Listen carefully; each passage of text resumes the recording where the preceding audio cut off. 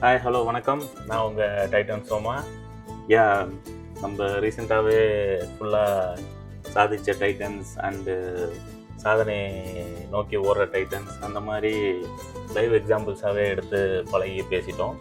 So இந்த video குறிப்பாக என்னன்னு கேட்டிங்கன்னா, குட்டி ஸ்டோரி மாதிரி குட்டி குட்டி ஸ்டோரியாக ஒரு ஸ்டோரி சொல்லி நம்மளோட மோட்டிவேஷ்னல் பார்ட்டை வந்து தொடங்கி வைக்கலான்ட்டு தான் நான் இந்த வீடியோவை எடுத்தேன்.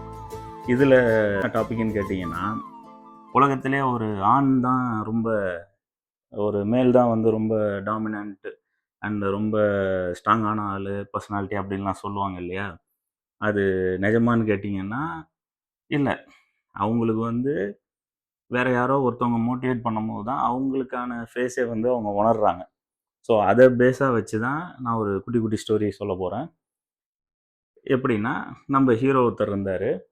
அவர் என்ன பண்ணுறாரு அப்படின்னு கேட்டிங்கன்னா, எல்லாரோட லைஃப் பகுதின்னு சொல்லுவாங்கல்ல, வாழ்க்கை பகுதிகளில் ஒரு ஒரு அம்மா, அப்பா, தங்கச்சி, அக்கா, காதலி, நண்பா, நண்பி, பெஸ்டி, பாய் பெஸ்டி எப்படி எந்த உறவுகள் என்ன வந்தாலும் அவருக்கு கிட்டத்தட்ட ஒரு 35 இயர்ஸ் தாண்டி அவர் வந்து எல்லாருக்குமே ஜென்யூனாக ரொம்ப முக்கியத்துவம் கொடுத்து அவங்க வாழ்க்கையில் நம்ம ஒரு சாப்டர் அப்படின்னு நினச்சி அவர் எல்லாத்தையுமே செஞ்சுக்கிட்டே வராரு.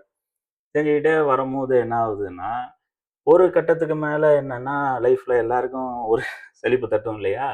அந்த சலிப்பு வந்து வர வர ஒவ்வொருத்தவங்களா அவரை வித்ட்ரா பண்ணிட்டே வராங்க அவங்க லைஃப்லேருந்து. இப்போ ஒரு கட்டத்துக்கு மேலே கடைசி பர்சனை வித்ட்ரா பண்ணதுக்கப்புறம் அவர் ஒரு ஒரு இமேஜினரியாக பாருங்களேன், ஒரு மரத்துக்கிட்ட நின்று மரத்தை பார்த்து பார்த்து அப்படியே புலம்புறாரு. அப்போ நான் வந்து எல்லா வாழ்க்கையிலும் ஒரு சாப்டர்ன்னு நினச்சேன். ஆனால் நான் ஒரு சாப்டர் இல்லை, ஒரு பேஜ் ஒரு பேராகிராஃப் கூட இல்லாமல் இருந்திருக்கேன் அப்படின்னு சொல்லி ரொம்ப உடைஞ்சு போகிற அந்த தருணம் இருக்கு இல்லையா? அப்போ வந்து அந்த மரத்தில் ஒரு தேவதை உட்காந்துருக்கான். ஆண் தேவதையா பெண் தேவதையான்னு கேட்காதீங்க, தேவதை. அந்த தேவதை இவரை பார்த்து கேட்குதான், ஏன் ஏன் உங்களுக்கு வந்து இவ்வளோ வேதனை இருக்குது, ஏன் இவ்வளோ கஷ்டப்படுறீங்க, நீங்கள் எனக்கு தெரிஞ்ச எல்லாருக்குமே நல்லது பண்ண மாதிரி தானே புலம்பிட்டு இருக்கீங்க, அப்புறம் ஏன் அதுன்னு. இல்லைங்க, இந்த மாதிரி நான் சாப்டர்னு நினச்சேன், கடைசியில் எனக்கு அப்படின்ற சாப்டர் யார் வாழ்க்கையிலுமே இல்லை அப்படின்னோடனே, சரி அந்த தேவதை ஒன்றே வந்து எதுவும் கவலைப்படாதீங்க, உங்களுக்கான டைம் வந்து கொஞ்ச நாளில் வரும், அப்போ வந்து எல்லாரும் உங்களை ஒரு சாப்டராக நினைப்பாங்க அப்படின்னு சொன்னோடனே இவருக்கு இருக்கிற வயிற்றுச்சல், நீ வேறையா போங்கட்டுன்ற மாதிரி, நீ தேவதை எது நினைச்சாலும் மாற்றி காட்டலாம், ஏன் எனக்கு ஏதாவது வாழ்க்கையில் மாற்றி காட்டேன், நீ அதை செய்யாமல் நீ ஏதோ எனக்கு அட்வைஸ் பண்ணாத அப்படின்னு கோவத்தில் டாட் புட்டுன்னு கத்திட்டாரு.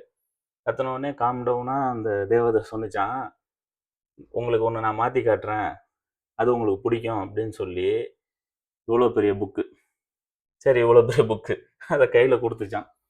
கொடுத்தோடனே பார்த்தா புக்கோட டைட்டில் வந்து இவர் பேர் இருந்துதான்.